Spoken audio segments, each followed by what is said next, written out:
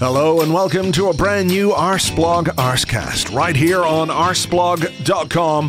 How are you? Hope you're well. Thank you very much indeed, as always, for being here. It's been a good week for the Arsenal, of course, starting with a 6-0 win over Sheffield United on Monday night. The Arsenal women are through to the Conti Cup final, having beaten Aston Villa in midweek as well. And we go into this weekend looking for 3 points against Brentford to go back to the top of the league for the first time since, is it Christmas Day? It could well be.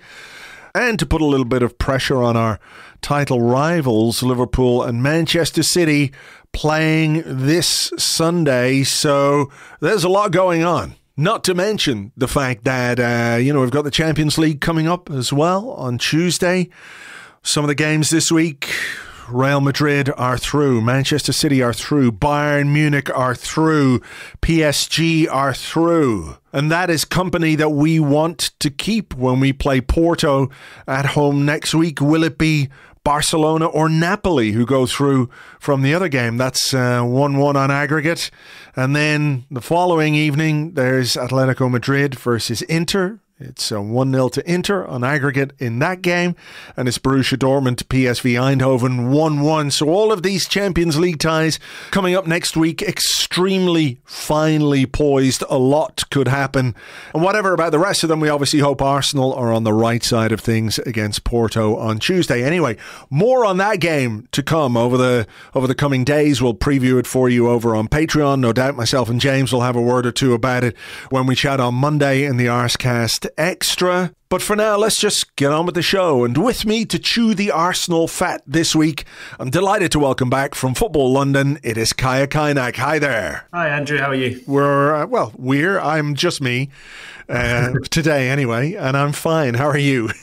We're all very good, all of us, every last one. Yeah. The split personalities of football fans and football reporters or correspondents, or however you want to put it. Let's talk a little bit about recent form, and it was another question put to Mikel Arteta today about Dubai. What was the magic in Dubai? And there's no hidden answer here. I think What have you observed, or have you observed anything different since that break than maybe, in the first part of the season? Or, is it a case that this is a team who maybe just needed to press the reset button for, to go forward in the season after a couple of bad weeks? It had been fine. Couple of bad games, didn't go well, pressed the reset button, and they've come back and basically started playing in a way that I think, at the heart of it, people thought they were capable of, because in that first half of the season, there was always a sense that it's not quite there, it's not quite right, it's not quite what we thought or what it should be, and maybe this is what people were expecting from this season. Yeah, I mean, it's the new PED, isn't it? Instead of performance-enhancing drugs, it's performance-enhancing Dubai. It's been really, really massive turnaround for Arsenal. And to be honest, that question gets put to Mikel nearly every single press conference and before and after games. Oh my God, what happened in Dubai? What did you do? What was your secret trick? I think just getting Arsenal out of the funk was the trick. I don't even think you can call it a trick. I don't think they were playing that badly before they went away on the international break. I thought when they lost to Liverpool in the FA Cup, it was, obviously people say when you lose a game that the result was terrible, but they didn't play badly. They played really well against the most informed team in Europe. They probably should have been 2 or 3-0 up. The only issue was they didn't believe that they could put the chances away, and it's similar-ish at West Ham. I think the main thing is Arsenal now look like they believe that they're a team that can score. I also think that maybe perversely, what's improved is defensively, they're conceding less stupid goals. There's less sort of errors. You talk about the really impressive stats about the XG allowed and all that stuff. And that's really increased in terms of Arsenal being able to dominate teams, and teams don't feel like they have a hope against Arsenal. And it's weird because football's such an odd game in the sense that tactics and all that stuff play a massive, massive part. But so much of it is just vibes. And Arsenal have been a team, like I say, who look like they think they can score goals. Whereas before, every time a player went in on goal in that sort of run where they couldn't score, and Fulham aside, because Fulham was a terrible performance, but aside from that, they didn't look like a team who believed they were going to score lots of goals. Now they go into games looking like a team who think 4 goals is par for the course. It's a massive change, and I think, Rice was speaking about it in the mix zone on Monday, just how they never sort of questioned the calibre of player they had in the squad. I think it was just players believing in themselves and their ability to put chances away, and it might sound simplistic, but they found the confidence in front of goal, and momentum is a very difficult thing to stop. So I think it's a really good thing for us.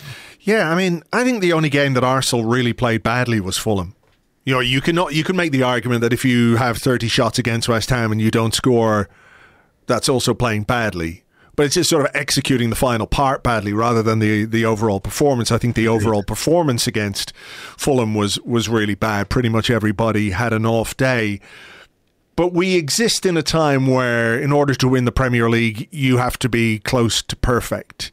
Do you think in some ways that, that weight of pressure, knowing that Man City are there and they've done what they've done, and knowing that Liverpool, despite maybe not being quite at the level that we've seen from some other Liverpool teams, have been there and done that and risen to that challenge and pushed Man City all the way on one occasion and just so close on a couple of others.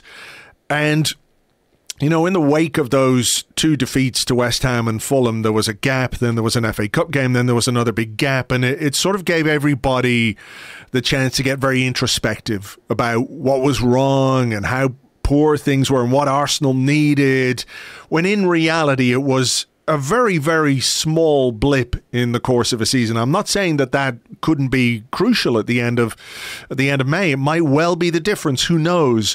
But in that time period that maybe, our pouring over everything as fans wasn't quite the same way it was viewed internally, if you like, where, as you say, there was faith in their ability to get the job done and do what needed to be done, even if for a couple of weeks they made a very hard go of it.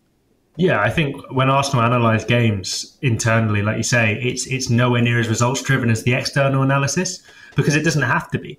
Arsenal don't have to put their analysis of games into the wider context of the league in the way that most analysis of it is done. They just have to focus on improving themselves. And I think that makes a big difference, because it means that they're not so worried about, oh my God, we're losing games, we're playing terribly. I think they are worried about playing terribly. They're not worried about losing games, is what I meant to say there.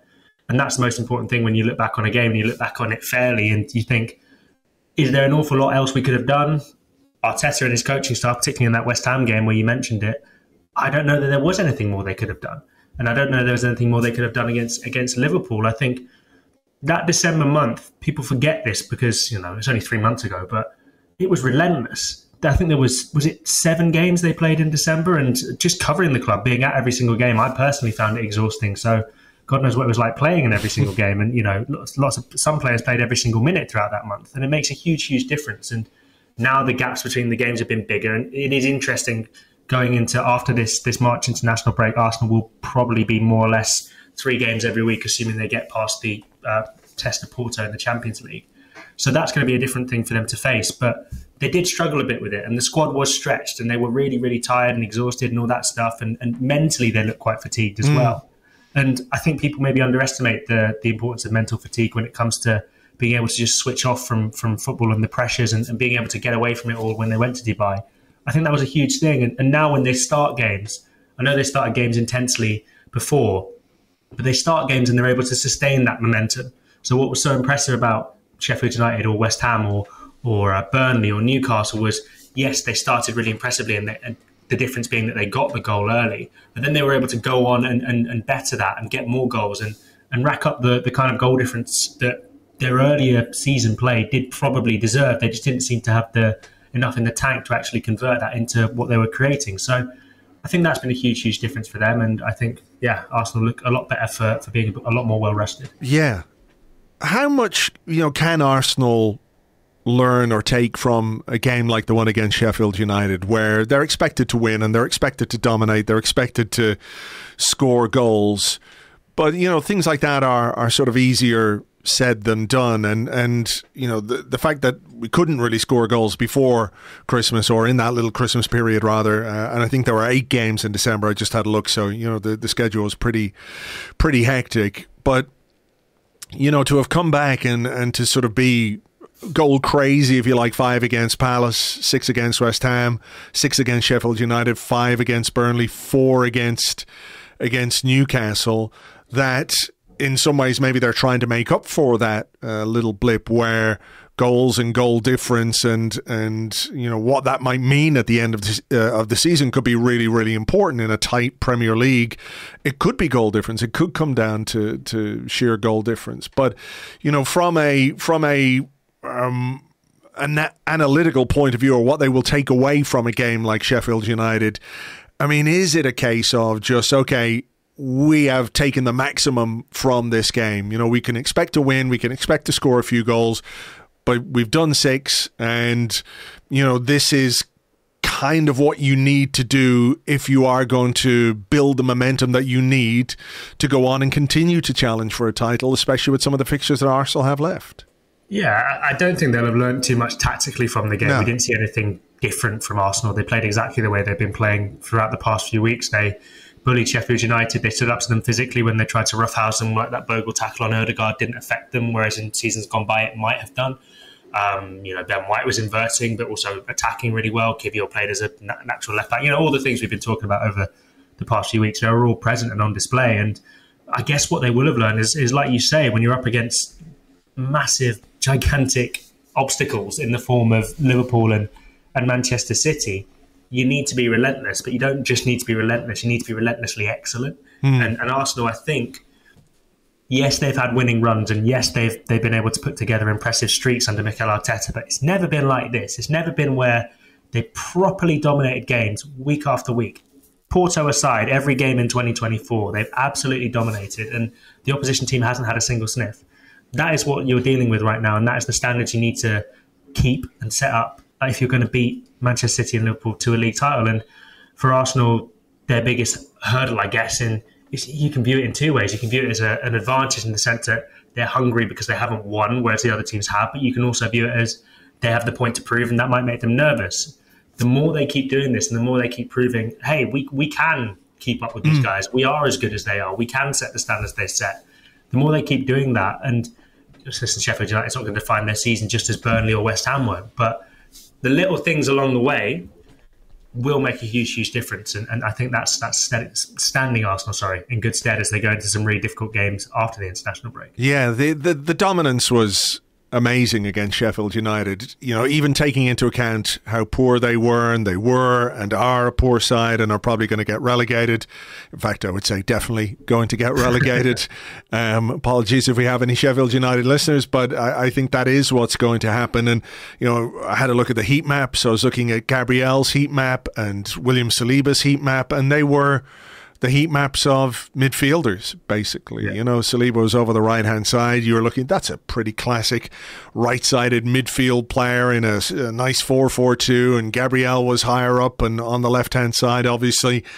I think Saliba had more passes on his own than Sheffield United did combined in the game. It's crazy. Like, I know a lot of that is just because of the way we control things and play the ball around, but also, you know, it wasn't a case that it was sort of Gabriel and Saliba passing the ball back and forward to each other outside the Arsenal D. It was where they were making those passes and just how involved those guys are and how crucial they are to the way that Arsenal dominate. And I was thinking about, you know, things Mikel Arteta said in the past about the way he wants his team to play, and things that everyone went, "Ooh, that's good," but then we went through periods where that didn't happen, or it was difficult to produce what he wanted.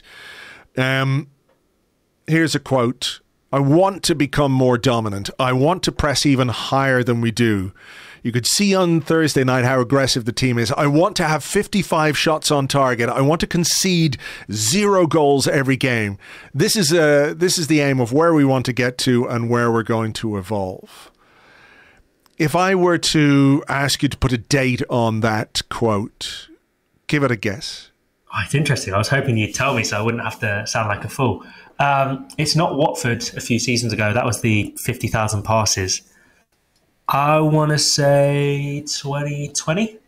It was October 2020. Okay, thank you for accepting my ploy to get out of you by maybe a year, sort of a 12 months. I didn't want to ask you for the month and the day. I didn't want to get that specific. It was actually ahead of a game against Sheffield United, which I should look up whether we won or not, because that might tell us something about the trajectory of this team as well. But funnily enough, the last game before I joined Football London. So was it a time ago? Yeah. Okay, and we got beaten. No, we didn't. That was 2-1, I think. Sorry, I'm looking at the wrong season here. When they actually beat us. Yes. Arsenal 2-1 Sheffield United. You're right. Bukayo Saka, Nicolas Pepe with the goals. Aaron Ramsdale in goal for Sheffield United that day. We'll talk about Aaron in a minute.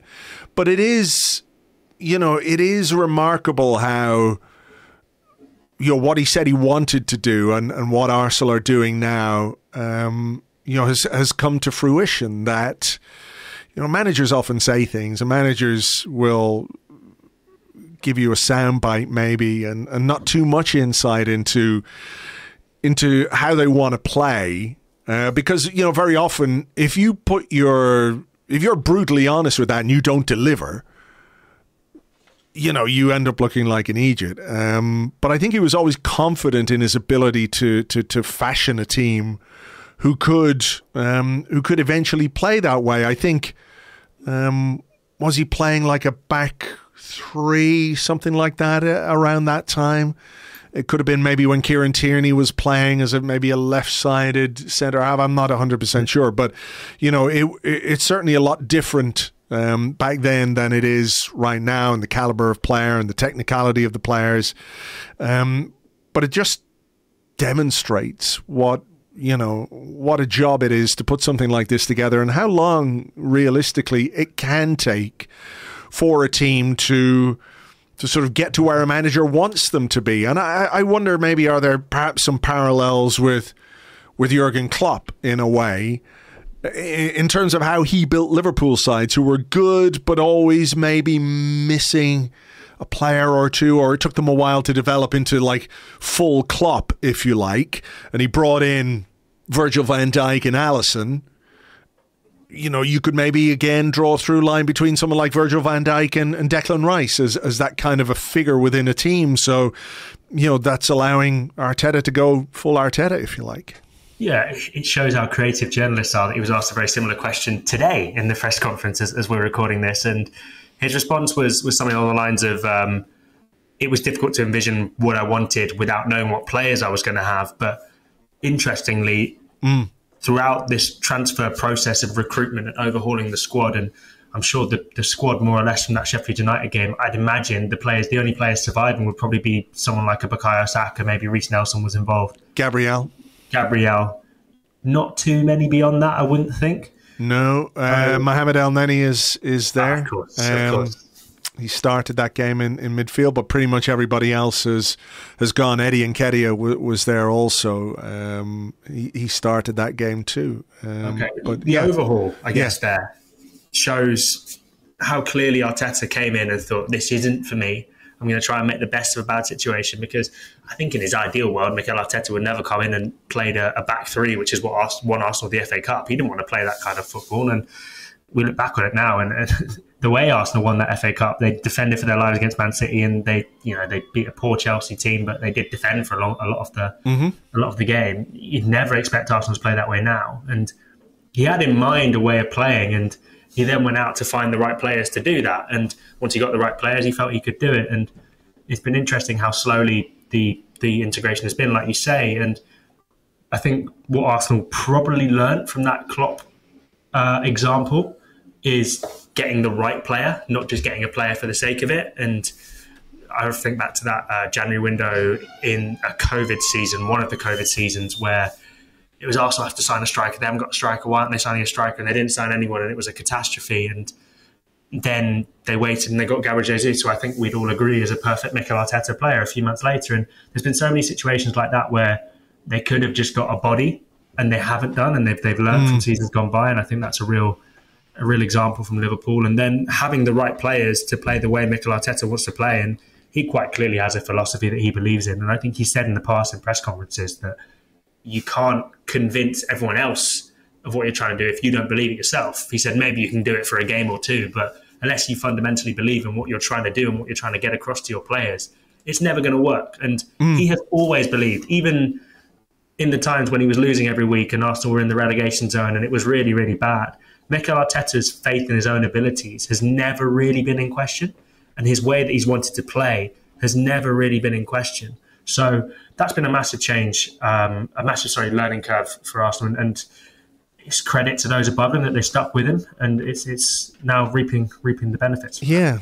You mentioned Gabriel Jesus there. I think it's really fascinating that Arsenal in this period where perhaps they're playing, could you say it's the best football we've played under Mikel Arteta in this last 7 games? I know it's a very short spell of games, and clearly we played some brilliant football last season too. Yeah. But is this perhaps the most Arteta-ish football, if that's the right word, if you know what I mean, where there is this combination of dominance, control, ruthlessness, efficiency, defensively and offensively, that it seems to be basically the blueprint of what he has always wanted to produce at Arsenal. And I think it's so interesting that we've done it without players who last season were absolutely fundamental to a step forward that Arsenal took last season. Gabriel Jesus came in and everyone went, oh my God, we have a number 9 who can actually move. This is brilliant.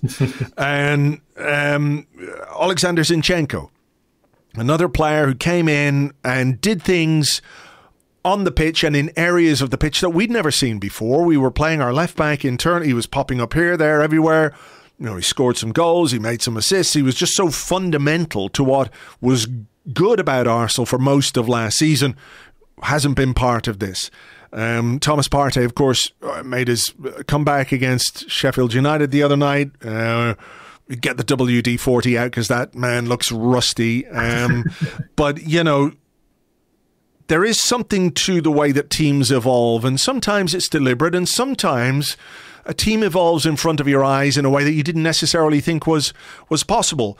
I will say that there is a tendency in football analysis, generally speaking, for things to be a bit short-term. So a guy who's out of the team when the team is playing well instantly becomes disposable. We don't need this guy anymore, which I think is nonsense when it comes to players like Jesus and even Zinchenko, who I know divides opinion, but I think still has a role to play in this team this season for sure.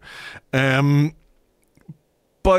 when Mikel Arteta looks at what his team is producing and how they're producing it, I wonder if not quite he stumbled across something, but like necessity is the mother of invention and all that kind of stuff, where he has had to deal without these players and he has had to play Liverpool, without big players and play Newcastle without big players. And people will say, well, Sheffield United, Burnley, West Ham, West Ham aren't getting beaten 6-0 every week. Newcastle aren't getting beaten 4-1 every week, whatever about Burnley and Sheffield United, that they are. But he's had to do things without these big players who he would like to have had at his disposal. So I wonder when they think about, going forward, what they're going to do this summer, even to the extent of how they're going to set the team up between now and the end of the season for certain games, if,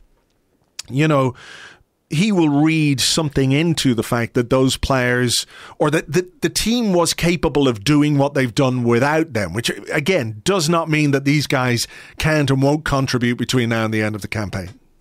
Yeah, I think what Mikel has done is he's played the hand he's been dealt really, really well.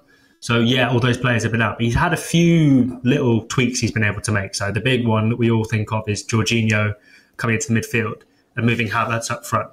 That makes a huge, huge difference. So when Trossard plays and Havertz is in midfield and Rice is there, maybe Arsenal don't have the same dominance over possession. I mean, they're still very dominant, but it's not the same control over possession as when Jorginho plays. But then when Jorginho comes in against a team like Liverpool or a team like Newcastle or even Sheffield United, then Arsenal are completely dominant of the ball. So he's been able to do little tweaks here and there whenever he's been able to, and he's done them, in my opinion, really, really well. So I don't know if that's... I think, to be honest, what he'll take away from that is, God, think what I can do when I've got even more options at my disposal. Yeah. His thing has always been, I don't want a starting 11, I want a squad of 25. His thing has always been, I want to be as unpredictable as possible. So we asked him earlier in the year about losing Jurrien Timber. And we all know why losing Jurrien Timber was a bad thing. He looked really good in pre-season. He's a very good defender. He can invert. He can do all the things that the Mikel Arteta wants from a fullback. But Mikel Arteta's first thing, before he mentioned anything tactical or soft factor like leadership or anything, was we wanted to be less predictable for our opponents, and we haven't been able to do that. Same with Thomas Partey. That's something he's wanted throughout from his squad. And he's finally, with the players coming back, he's finally getting closer to that. And I think during this run of games, as much as Arsenal, you mentioned that they've kind of stumbled across, but they've fallen into a lineup which really works, and there's not been too many changes.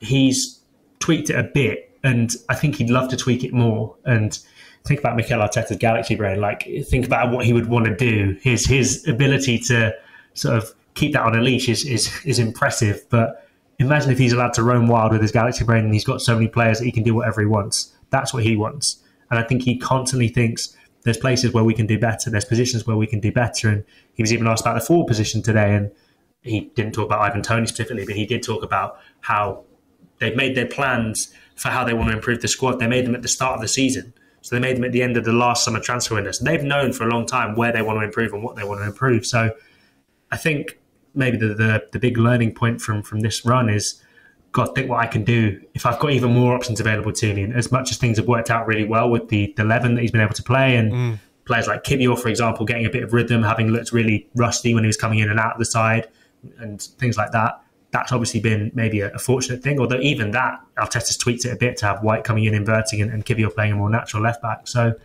there've been things that he's done, and I think he'll be thinking, God, think what I could do if there's even more things that I'd be able to do. Yeah, I mean, there is a school of thought, isn't there, that he'll find something that works and sticks, to it, maybe a little rigidly at times. The way we looked at the squad this season, we thought there were more options to him, and I think part of what you just said about being unpredictable was had to be put on ice because of some of the injuries to some of the players. These guys, Jesus, I think, still a fantastic player. Zinchenko certainly gives us something different in specific games, I think, at left back. Tomiyasu hopefully coming back. Arteta was talking positively about him after the game on Monday night against Sheffield United. Timber hopefully back soon, probably, targeting Man City game, to make his return. But, there are casualties of that as well. And was it you who asked the question today about Eddie, Reece, Smith Rowe? I thought that was you, asking about that, where, you could see the logic in the substitutions that he made on Monday about bringing players on to give them minutes. Jesus needed minutes. Partey needed minutes. Cedric needed minutes. Well... there's one of the things I think that they've maybe written down, but I think Timber as an alternate for Ben White means that you do have the option to change things around. And look, all jokes aside, you do need to protect Ben White a little bit because he's basically the only right back we've got. But, there are casualties as well, aren't there? That if we talk about evolution, if we talk about the squad going in a certain way, there are players who kind of get a little bit left behind in that. Maybe Kieran Tierney last year was one of those that over the course of the season it became apparent that his suitability for the football that Mikel Arteta wanted to play was not, where it needed to be, and he's gone on loan, and we'll see what happens in the summer. But probably, he'll end up being sold. It does look, as the season has gone on, let's say for someone like Eddie, as Trossard and Kai Havertz in particular has sort of grown into a role further forward, that the manager's selection decisions tell you a lot about your future and probably what you need to do. Yeah, there's so many players who throughout this Arteta journey have been left behind. I mean, you think back to, I mentioned the FA Cup winning team. Pierre-Emerick Aubameyang was the star of that. Arteta had no issues with casting him aside. We'll come on to a bit more depth later, but Aaron Ramsdale's another example where he was a nailed-on starter. He was, one of the guys who was going to be in the team for years to come. They gave him a contract extension. Well, David Raya comes along. He's what I want more. See you later, Aaron. Thanks for your time. Obviously not that clear-cut, but... Sure. So... I don't know if it's as cut and dry when it comes to the Hale End trio that were left on the bench. And I think individually they all have their own circumstances. But with Eddie specifically, I do think it's coming to a point now where it's funny because he seems to have this sort of, around this period of every season, he seems to go through a run of games where he doesn't barely feature at all. And then towards the end of the season, he seems to come back into contention and play quite an important role. It's usually because of an injury or something. So fingers crossed. No disrespect to Eddie, but No, I agree. But on that point, the injuries happened, and Eddie's still not getting the minutes. Jesus has been out for quite some time now, and Eddie's still not getting the minutes. And that is the difference from years gone by, where I think, like you say, Havertz has moved ahead of him in the pecking order. Trossard's moved ahead of him in the pecking order. Jesus is obviously ahead of him in the pecking order. And if he can't even get off the bench when the team is 6-0 up against Sheffield United, and like you say, there were lots of circumstances, Jesus needed minutes and Vieira needed minutes and whatever. But if he can't do that, then he's surely thinking, I've had a really good go of it at Arsenal. I've scored really important goals. I've contributed to a team that is potentially going to win the Premier League this season. But do I want to end my career as a guy who was involved in a title-winning squad, or do I want to go somewhere and score lots of goals in the Premier League and play regularly and maybe even become an England international? Because he's shown that when he gets a regular scoring run in the team, that he makes England squads, and I think he backs himself to make that England squad. So those considerations will all be in his head.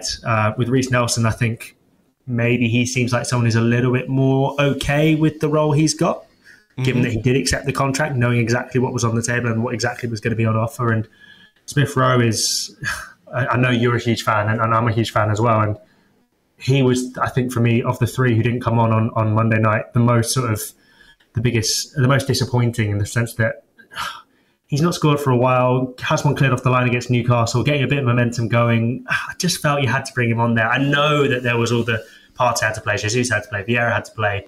You had to protect Ben White, and I can't remember what the other sub was. It was Trossard. Yeah, did it need to be him fresh and involved? And listen, you can explain it. You can provide very understandable reasons, and that's why when I phrased the question, I didn't want to sort of phrase it as a "why the hell didn't you bring Emile Smith Rowe on" kind of thing. But it is he deserves, in my opinion, more opportunities because he's done it in the past in the way that maybe some of the others haven't. But again, he'll have 2 years left in his contract in the summer, and you talk about players being left behind as the team evolves, and I really hope that's not the case for him. But yeah, with each passing week that he doesn't get a start or he doesn't sort of play maybe games he should, you wonder. But who knows? Maybe he'll start against Brentford. There's Porto coming up, and there's big games and all that kind of stuff, and maybe that'll be a chance. But we live in hope when it comes to him. We do have a few questions from our Discord members, which we'll do now in a second. But the other thing I just wanted to ask you about with regards to Mikel Arteta was, you do all the press conferences, you do the post-game, the pre-game press conferences. He's a guy who, generally speaking, doesn't give a great deal away, particularly when it comes to injury news. He can talk well and say things, but I'm curious as to what you think, how much of this is like his own personality. I think some of it obviously is, but how much of it is about not being someone who gives any ammunition to anybody else, that as part of a very deliberate strategy, he will answer questions in a way which will never come back to sort of bite him in the arse. Like, he's never going to get involved in a Mourinho-esque tete-a-tete with another manager. That's not going to happen. Before Sheffield United, he was really respectful and said Sheffield United's a really, really difficult place to go, even though everybody knows this season it's not. He talked about the Brentford game. well, Brentford, it was very difficult when we went there. They always make us suffer. They're going to make us suffer again. This is what I expect from this time around.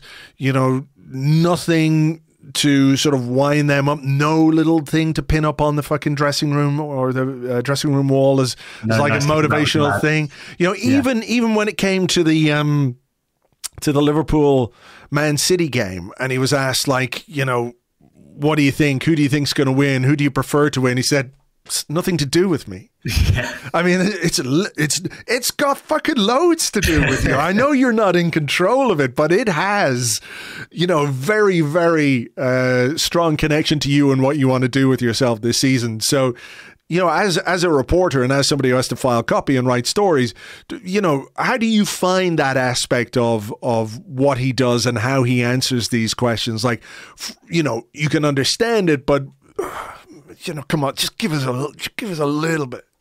Listen, I find it, as every Arsenal journalist who you have on this podcast and anyone you talk to, I find it frustrating. But that's because, from a selfish perspective, I want him to give me a story that I can write and that I can publish on the Football London website. And my sort of colleagues will say, we want to publish, we need paper inches to fill and column inches and all that stuff. So that's the perspective that journalists will come at it from. Obviously, there are interesting questions and there are questions that need to be asked, and we try to ask them as well. But a lot of the time you're trying to get a story. And to be honest, sometimes it's not even to get a news headline. It's just so you can sort of plan a bit far ahead, particularly when it comes to team news. But at the same time, as much as I find it frustrating, I never get too upset about it because I totally understand it. And I think about what I would do if I was in that position. I think every person listening to this podcast would be thankful that I'm not in that position. But I don't think I'd want to give any momentum or anything to anyone else that might fuel them. And whenever you speak to anyone and you're trying to get injury stories and you call contacts around the club and you call people who you're trying to, get, it might be helpful for you. The thing they're always saying uniformly from people who have worked there for years to newer employees to whoever, it's Mikel is so obsessed with not giving anyone else even an inch when it comes to an advantage, that he will not do anything. He will ensure that nothing is given away. He keeps a very close circle when it comes to the team news. We all remember when that press conference, I think during the COVID season, where he talked about he knew where the leak had come from and he plugged it. The mole. Exactly. What it was, yeah. And he knows what he's doing and he's very on it when it comes to that stuff. And it's interesting because I obviously wasn't covering the club when Arteta was a player, but I speak to more experienced journalists who were, and they say he was an open book and that he was really talkative and that he would, give really detailed answers and he'd be happy to give his opinions on things. But now he's a lot more reserved, and it's a shame because sometimes it's interesting. So Arsene Wenger, I think from a media perspective, everyone was spoiled because he would talk about literally anything. Mm-hmm. And I think when it comes to things like that, so the wider rules of the game, for example, the blue card story a few weeks ago, which was a bit of a non-starter as a story, but it would have been interesting to hear, what Arteta genuinely thought about that. Just because he's a guy who is high up in the game, influential figure, clearly an intelligent man when it comes to footballing stuff as well. So, it would have been interesting to hear. And on those things, I think he can let his guard down a little bit more. But I do understand when it comes to the team news, and as much as it can be like getting blood from a stone, and you have to work really hard, and he'll try his best to sort of wiggle around it, and you have to ask questions in a specific way. And I think it probably makes you better as an interviewer because you have to think about the best way to get an answer from him. I do understand it, and I kind of respect it as well in a weird way. So yeah, it's a very strange relationship I think the press back have with Arteta. Yeah, even when he was asked about the stupid fucking nonsense Rio Ferdinand came out with the other week, about he'd walk into the Manchester United job tomorrow, whatever fucking nonsense it was. He talked about that, but even then he said he did it in this sort of roundabout way where, they have their opinions, but, normally we only highlight the ones that aren't positive, rather than talk about all the great things and the great things that they say and the very good points that they make, which was kind of his way of saying, this is absolute fucking bullshit. but he sort of did it in a way where, nobody could go back and say Arteta hits back at Rio Ferdinand nonsense. Yeah, he knows what he's doing on that front. And I think maybe that comes from him being a younger manager who's maybe not grown up because he's in his 40s, but as a manager who's grown up in the social media age, and knowing how things get taken out of context and how things get rewritten and reshaped. And I think he's very on it and he's very aware of that. And he makes it very difficult, but that's fine. All right, let's do a couple of questions because we, these sort of weeks where Arsenal win all the time. It's not that we're short on talking points, but there isn't the drama that comes with some of the other weeks. Here's a question from Ben on our Discord who says, I know we're all enjoying watching Kai Havertz play football right now, but does he deserve a lot more credit than he seems to be getting for his turnaround? Given the fans were on his back from day one, he was seemingly struggling to find confidence. The difference in him now as a man on the field and being part of the system is insane. Mentality monster? Question mark? Which sort of ties into something Arteta said today. Yeah. Whenever you talk to Arteta about Havertz, or you talk to anyone actually at the club about Havertz, players as well, they're always so positive and they really, really like him. And partly I think that's because he seems like a decent guy. And, I think footballers can be a bit detached and he doesn't seem like that. He seems, you talk to employees around the club and he will ask how your day's going. He'll take an interest in you instead of sort of it being a one-way relationship. And that's not commonplace across the footballing world. It might seem, basic to us, but it's just not. So that's a thing that I think has brought him a lot of goodwill. But when you look at what's changed, I think mentality monster is maybe going a touch overboard, but I think he definitely needs to be praised for his mentality because he, throughout all the criticism, stuck with it and kept trying things and kept trying to fulfill the manager's demands. And it's difficult because he was asked to do so many different things. He was asked to play so many different roles and started up front against Man City in the Community Shield, then moved into midfield and replicated arguably last season's most popular player in Granit Xhaka and is a totally different player to Granit Xhaka and was playing a totally different role. And I think as Arsenal fans and observers, it took a while for us to adjust to, this team is moving slightly further up the pitch and is playing even more dominant football. So if you're going to do that, you need a more offensive-minded midfielder. And, you go from Granit Xhaka to that and it's a difference. And then he moved over to the right-hand side when Ødegaard was injured. And then he moved back to the left and now he's been playing up front. And to be moved around that often and still produce consistent performances, that's tricky.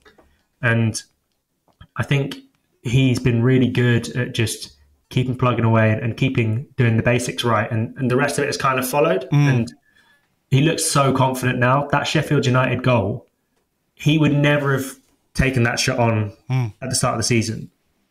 Now he looks like a really, really confident player who can finish, and he looks like a real attacking asset and a real threat in the final third. And I think that's what we were all hoping that would happen when he came from Chelsea. And you have to bear in mind, Chelsea's been a bit of a dumpster fire for a long time now. And when you come from that environment, and I imagine there's a bit of trauma to get over, and that takes a bit of time. And it's not taken that long if you think about it. Like, he signed in July, it's now March. It took him maybe a few months, and I think we'd say he probably clicked around December.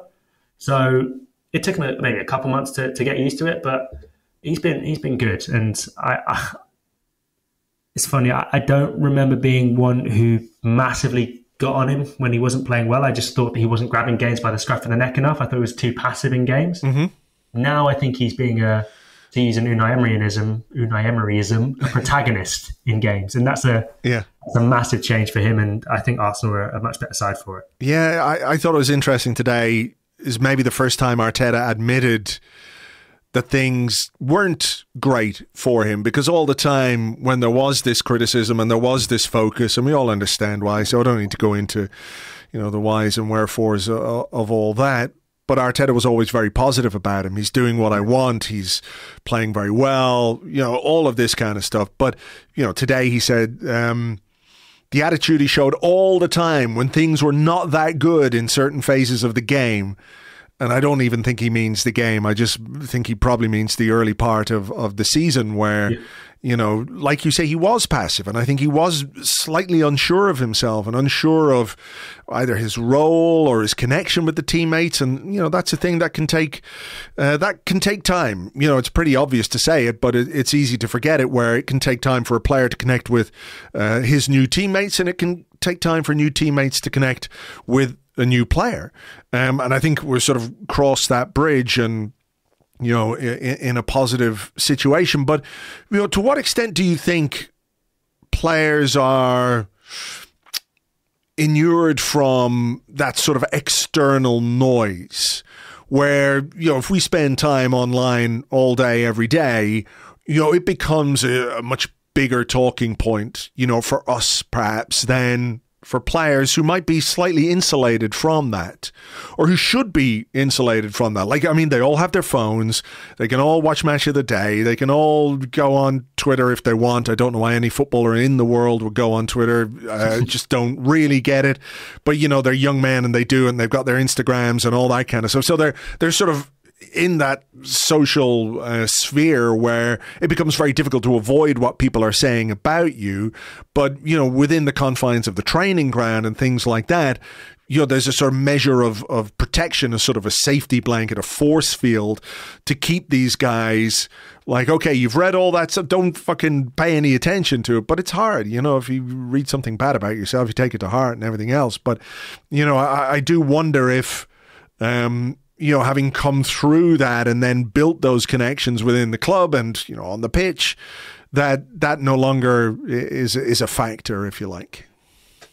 I don't know if we can totally dismiss it as no longer ever being a factor, because not ever, but I mean, I just mean in that early period, you know, if he was reading stuff, or if he was aware of what was being said. If he was aware of 5% of what was being said, his day was ruined every fucking day, basically. Yeah. You know, that's what I mean. But I think he was aware. I think he... I'm trying to think how I should phrase this, but I know for a fact that he was reading stuff, and I know for a fact that he was aware of the coverage, and I know for a fact that he thought it was a little bit harsh. Because I don't think a lot of it factored in all the things we were talking about in terms of transition and getting to know a new team and the pressure of a big money signing and moving from club to club, and West London, North London, Chelsea, Arsenal, all that stuff is big. And I think he thought maybe some of the criticism of him was a bit over the top, and he was aware of it. So it's impossible to avoid it. But throughout, the noises I heard sort of from that side of things was, as much as he's aware of it and he has opinions on it, he never lost the fact, the order of priorities, in the sense that the most important opinion, and you hear every footballer say this, but it is a bit true, is that of his manager and that of his teammates and the coaching staff and that kind of stuff. And some bloke on Twitter, I don't think he pays as much mind to it. But at the end of the day, they're human beings. Like any of us. Like, we can see 100 positive tweets and we'll see the one negative one, and we'll all zoom in on the one negative one. I think you have to be a very certain type of person not to. So that's always going to be a factor, and that's always in the modern age going to be a thing. But I think, the quietening down of that is a bit chicken and egg, because the quietening down of that has gone hand in hand with an increase in his performances. But also, I think people get bored and they move on from certain sort of focuses of negativity, and they find someone else to focus on, or there's another narrative, or there's another headline that they want to think about or talk about. And I think Havertz just had to bide his time until he wasn't the main story. And for a lot of the start of the season, he was. But I think when he started clicking was sort of maybe when people had moved on to talking about other things, and under the radar, he sort of started getting a bit better and started improving. And then maybe some of the positivity came his way. And I think at the same time, also, when there's that negative side, you also get maybe an overcorrection on the positive side. And some people were really, really positive to him, and maybe started looking at that a bit more. So yeah, big factor there too. I just have a funny feeling about Havertz between now and the end of the season. I don't know what it is. I just have a feeling that there's something to come from him that could be really decisive. Whether that's a winner at the Etihad or something else, I'm not quite sure. But sometimes a player just gives you that feeling that they're capable of delivering. So I hope that's the case. Yeah, right. So do I. one of the aspects of the game against Brentford is the fact that David Raya can't play because he's ineligible. He's still a Brentford player officially on loan at Arsenal. So that means Aaron Ramsdale is going to come back in. Arteta quite positive about him today, saying he's been brilliant, he's desperate to play, he's fully prepared. You know, I enjoyed the answer to the question, like, would you have liked him to have more game time? He just said, it is what it is. And this is the sort of bare facts of life of professional football, that you are a very good goalkeeper who's not playing because the coach prefers another goalkeeper. Now's your chance, take it. You know, we're not here to sort of mollycoddle you into the team and make everything okay for you. It's up to you to rise to the challenge that's ahead of you, which, you know, I think Ramsdale will be determined to do. But we had a question on our Discord from Mary Had a Little Ramsdale. Some loyalties there, who knows. He says, with Ramsdale coming back into the team against Brentford, it seems a good time to ask, has your view on the dropping of Ramsdale for Raya changed since it first happened? At the time, I was really bemused and angry, as I didn't think it was an upgrade, but now it's become obvious why Mikel wants Raya as his number one. I'm no longer angry. Now I'm just a bit sad about how quickly Ramsdale was dropped and how few chances he's had since then. So, you know, there's always a rush to judgment when something like this happens, and, you know, 2 or 3 games in, oh God, it took longer, didn't it? Like for about 2 months, every week was like, will it be Raya or will it be Ramsdale? Even when, you know, it became very clear very quickly that it was going to be Raya. But how do you view the situation now, and you know, the various qualities of the two goalkeepers, and you know, what way it's developed with Raya in the team? So I guess the situation now is, this is probably Aaron Ramsdale's last game in an Arsenal shirt, as sad as that is to admit, because unless David Raya gets an injury, he's going to play every Champions League and Premier League game between now and the end of the season, and I can't see how Ramsdale stays this summer and how this situation continues. I think Ramsdale's acquitted himself well, as you'd expect him to with the character that he is. I still think that the situation initially was mismanaged. I don't think Arteta had to go as strong as he did on saying, I want to substitute goalkeepers midway through a game. I think in retrospect, that was a silly thing to say. And I think if you asked him, he probably wouldn't say that again, because it created an expectation that there would be rotation that was never going to happen. Yeah, we just talked about Mikel Arteta adding no fuel to the fire. And that was like wandering around with a fucking petrol can, just pouring it all over the flames. Exactly, it was quite unusual for him, actually, I suppose. When you look back on it, it was unusual for him to be, I don't know who he was trying to justify it to, whether it was Ramsdale or the fans or himself or whatever it was. But it was I don't think he stepped that far out of his comfort zone since, it's fair to say. You know what was really interesting about that one was it was a post-match press conference as opposed to a pre-match one. And he's more emotional in post-match press conferences, as you'd expect, because you know, the game's just been played and we all know how emotional he is on the touchline. So I think maybe there was a part of that. And just thinking back to it, he'd been asked it earlier in the press conference and then someone went back to it, and maybe part of him was thinking like, oh, you know, screw you lot, I'm going to give you an answer, but you know, this is why, and that kind of thing. And it's fine, but I don't think that was the right way to handle it. I still think that Ramsdale should have been given the Champions League group stage games, because back then it was a case of, with cup games as well, essentially Ramsdale would have been playing midweek, Raya would have been playing weekend, and then you sort of, you live by what you're saying and you practice what you preach. If you're saying that genuinely, I'm not sure who my number one is, I'm going to try and sort of play them across 2 competitions and see who's who, see what's what, and that kind of stuff. But the reality is that when you see Ramsdale come back into the games, and I think back to that Carabao Cup game against West Ham, where Arsenal didn't have the dominance they have now. They've been to the London Stadium twice this season. One game was totally a transition game, back and forth. Arsenal never really had control of it. And yeah, it was Carabao Cup and it was an uneven team and all that stuff. But the second game, they had so much dominance of it, because David Raya gives Arsenal that dominance. He's just as important to the dominance as Martin Ødegaard, arguably, because he doesn't go long. He doesn't cede possession super easy. He makes sure Arsenal keep it, and he doesn't give the ball back cheaply. And I think that's a huge, huge part of what Arteta's wanted. And everyone talks about that Liverpool game last season where Ramsdale was sublime and, he kept Arsenal in the title race that day. But people say David Raya hasn't had that kind of game for Arsenal yet. But I think Arteta's argument would be, well, David Raya hasn't needed to have that kind of game for Arsenal yet because the kind of goalkeeper he is, Liverpool would never be able to sort of have that sustained barrage of attacks that they had that day with Aaron Ramsdale in goal, because he doesn't just hoof it long. And we know that Ramsdale isn't sort of your typical sort of old school hoof it long. He was an upgrade on Bernd Leno, who was an upgrade on Petr Cech, who, go back as far as you want. And, the goalkeeper position has evolved arguably more than any position, maybe except for fullback, in the past few years in football. And Arsenal now probably are on par with Liverpool and City when it comes to possession-based goalies, and they don't give away the ball. And that has allowed them to have this dominance that we're praising them for in the past few games. So it is the right decision. And to be honest, I thought it was the right decision when it first came. And I think we all saw that there were maybe certain flaws to Ramsdale's game last season that maybe partially we were willing to overlook because he was such a likeable guy and such a popular member of the squad. And he had those games like Liverpool and Spurs away as well, where he was outstanding and he was man of the match. But David Raya hasn't had, like I said, he hasn't needed to have those man of the match performances because of the way Arsenal play with him in goal. And I think that's a huge change, and Arsenal looks so much more calm because of it.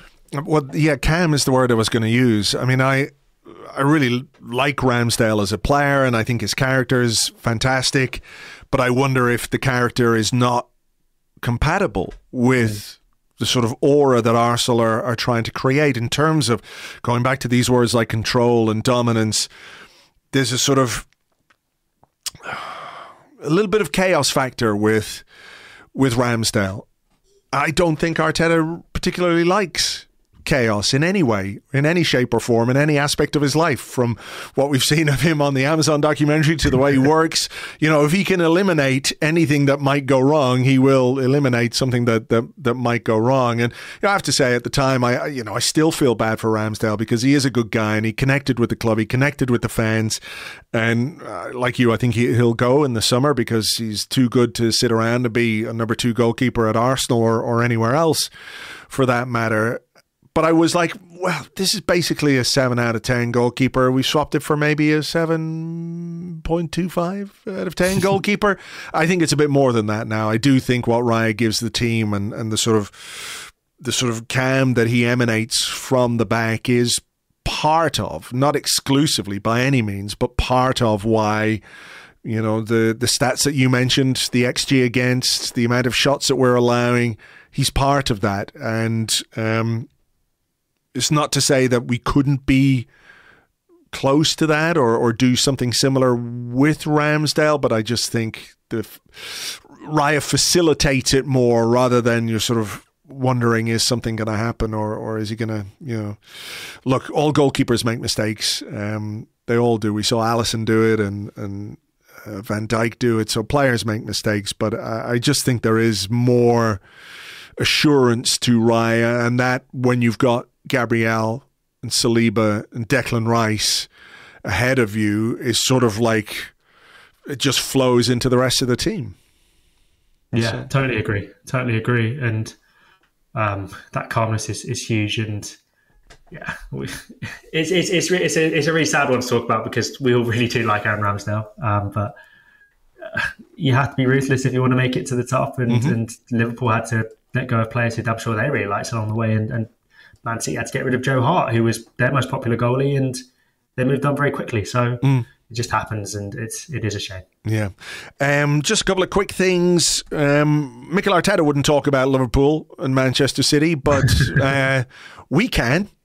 Even though it's got nothing to do with us either. Yeah, nothing to do with me, mate. Sorry. Nothing to do with me either, Kaya. But I know what I would like to see in this game, and that's, a high-scoring draw, a few hamstrings along the way. I mean, is there an argument to be made that a result for, Liverpool might be better for Arsenal? It doesn't feel like that. I can see where people are coming from when they say, well, if Liverpool beat Man City, then maybe it takes the edge off our game against Man City, but it also adds to Liverpool's points tally and momentum, which is considerable. And worrying, I have to say, because, we talk about Arsenal getting results without key players. Liverpool have been getting a lot of good results and a lot of wins, even if they are coming quite late, without key players as well. So momentum is its own thing. So would it be better for us to have both sides' momentum halted just a little bit? Assuming, of course, that, we can put a bit of pressure on them, playing before them on Saturday evening. If we can get the 3 points against Brentford, it just gives them something to think about. I'm actually of the opinion that any points that can be taken away from Manchester City, in terms of 3 points being taken away from them, i.e. a Liverpool win, is probably the best result Arsenal can get. And the reason for that, as you mentioned, is Arsenal have to go to the Etihad, where they've scored once in Mikel Arteta's tenure. I think the aggregate score is, I want to say 11-1 or 12-1, something like that. And it is bad, basically. Mm-hmm. And Arsenal have never, ever, even last season, and obviously no Saliba was a big part of that, but they've never looked remotely convincing at the Etihad, and they've been really good at using past sort of traumas to go again and perform really well this season. But the Etihad is a whole different story. And I think Arsenal got themselves into a position where they need to win a lot of very difficult away games now if they're going to win the title. They've got to go to Old Trafford. They've got to go to Spurs. They've got to go to Brighton. All those games become so much more difficult if you've lost to Manchester City and you've lost handsomely to Man City. So I think anything that can take the pressure off of that is good, because I don't think Arsenal will go to the Etihad and take all 3 points off of them. Listen, I really, really want to be proved wrong on that, but I don't think it's going to happen. And I think if you can take points away from Man City, and if you can take points away from the team who have proved that they can win between February and May every single game in every single competition, that's good. Liverpool, like you say, they're on a really, really good run, and they should not be underestimated even in the slightest bit. But at the same time, they've got all those injuries. They've got Europa League versus Thursday, Sunday, all that stuff to deal with. Yeah. They've got an FA Cup run that they're still doing. They've got all the emotion of Klopp's last season, and they seem to just be getting by. But we all know from personal experience last year with Arsenal that it's very difficult to sustain that between March and May. That's very difficult. So I think if you can stop Man City, who, for my money, are the team who have the depth and the quality to actually really take this title race all the way till the end, then you've got to take it. You've got to take that opportunity. So I personally would think Liverpool winning is a fantastic result. I think we can all agree a Man City win at Anfield would be by far the worst result, though. Yes, and a draw is very much okay. Yeah, okay. Well, I'll live with okay. I'm still to be convinced about City or Liverpool beating City being good for us. Even though I see it, but I just in my heart, I think I need them both to drop points and for us to hopefully take advantage of that. Look, I've taken up far too much of your time. It's a pleasure talking to you as always, Kaya. Thank you very much. Thank you very much, Andrew. Pleasure as always. Thank you very much indeed to Kaya. You can find him on Twitter. He is at Kaya Kaynak 97, at Kaya Kaynak 97, and he writes about Arsenal for football.london. Right, that's just about that for this week's show. Hope you enjoyed it. Thank you very much indeed. Obviously, the Brentford game, there's a bit more to say about it, a bit more to talk about. The Ramsdale thing, what changes Mikel Arteta might make.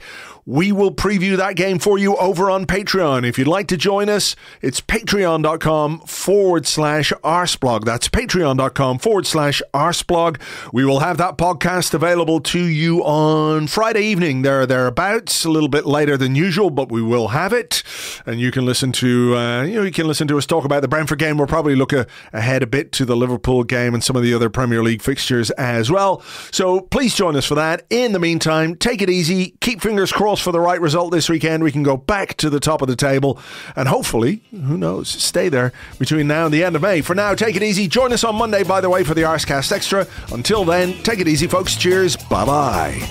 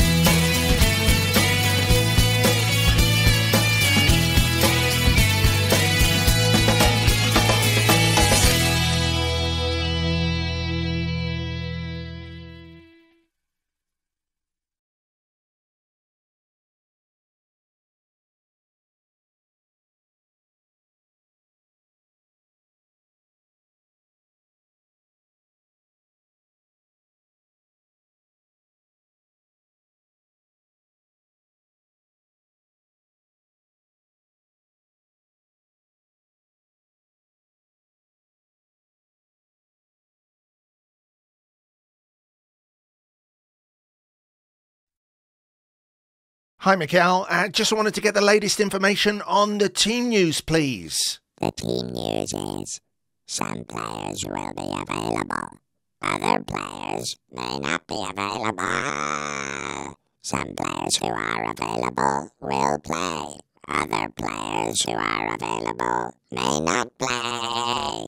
It all depends. And your thoughts on the opposition for this weekend's game? They are a football club who play football with footballs. As such, I expect them to come and play football with the footballs that we provide within our stadium. Of course, there's a lot of focus on their number 9, a player who has been linked with you quite often in the past. Do you view him as a threat? One moment, please. Calculating. Threat level.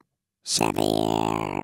My computations show we have a better chance of winning this football game if this threat is eliminated. This press conference is now terminated. You have 10 seconds to leave the room, or you will be terminated.